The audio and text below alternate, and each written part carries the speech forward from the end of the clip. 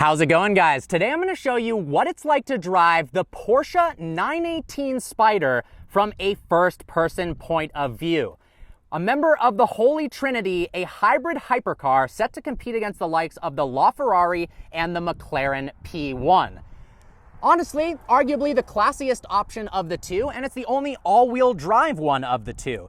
One of the coolest parts of the 918 is this insane top-mounted exhaust. So let's talk powertrain. This thing is, of course, a hybrid. It's got one electric motor in the front and one in the rear that produces 279 extra horsepower.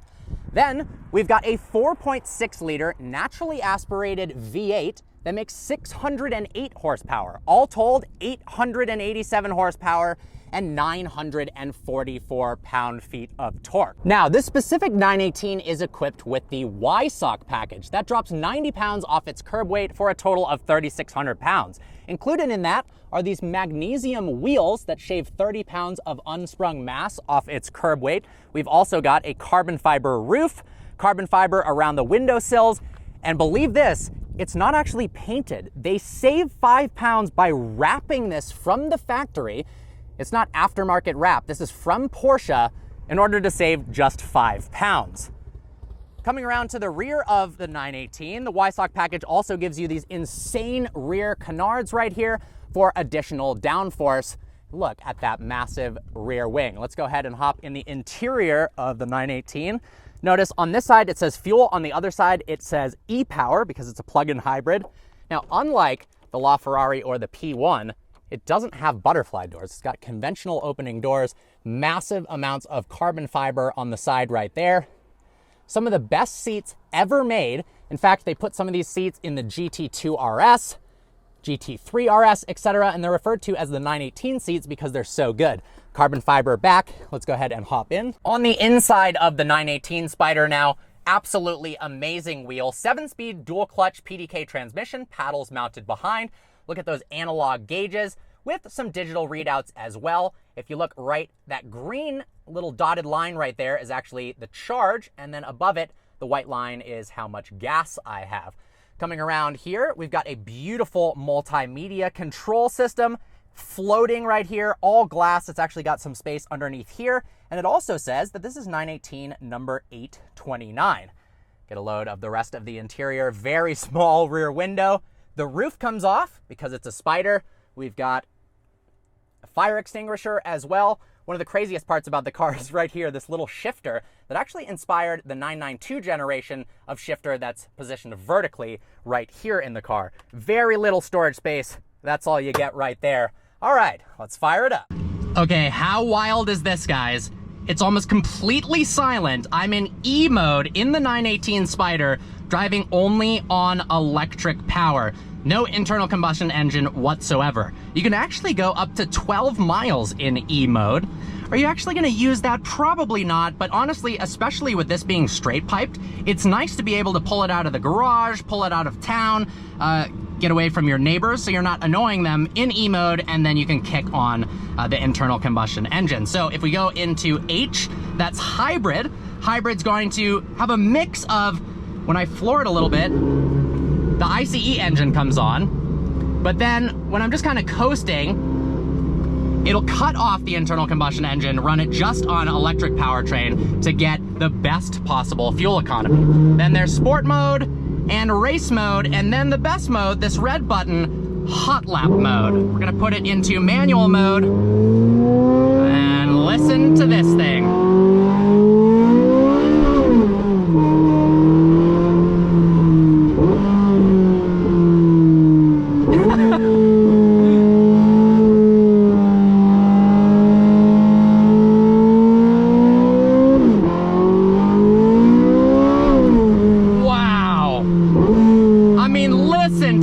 Straight piped V8. That is just absolutely ridiculous. The steering is super nice and tight. I mean, Porsche has some of the best steering feel of any vehicles in the world. And of course, the 918 is no different. These seats are very comfortable and supportive. They're a little bit too vertical for my liking. It's possible there's a way to change that, but I'm not quite sure. That's really my only complaint with the car whatsoever. Really nice visibility out of the front here. Not so much in the rear. I've got a very small window and the wing kind of blocks it. But honestly, you can really customize yourself with this car very quickly.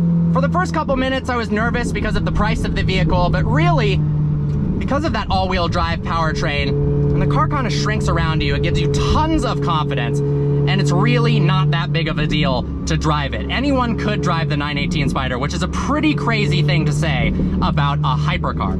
And then you flick it down a few gears, and the power is absolutely ridiculous.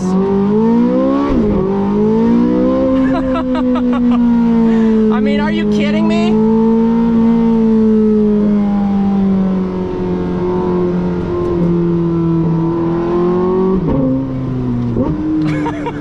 Shifts are absolutely instantaneous. Downshift sounds so insane. And because this car revs to 9,000 RPM, I actually find myself often upshifting too soon and then realizing, oh my God, this thing goes even farther up the rev range.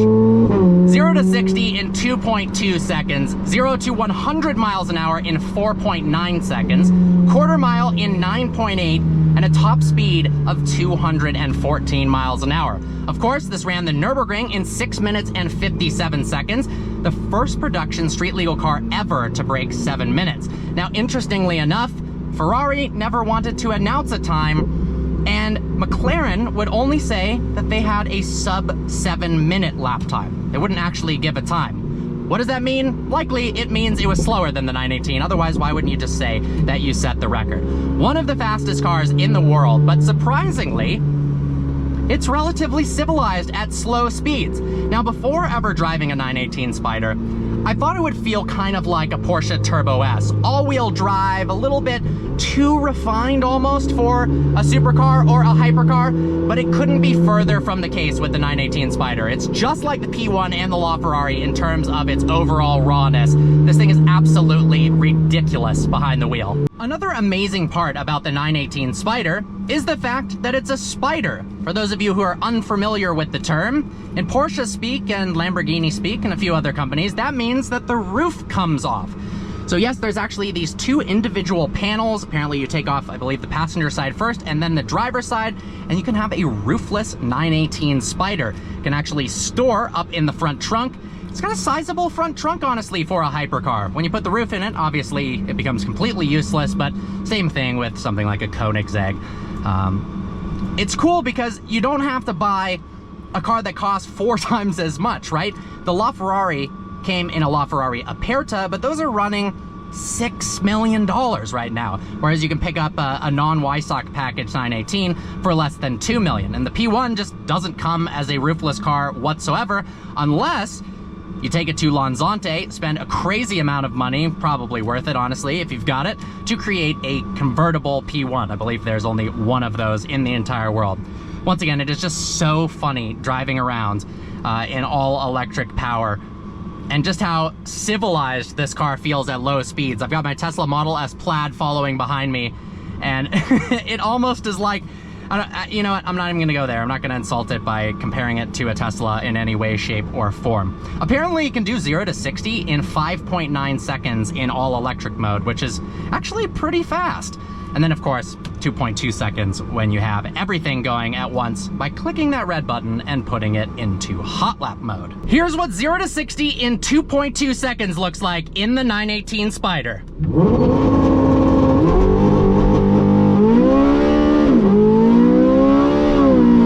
Oh my God.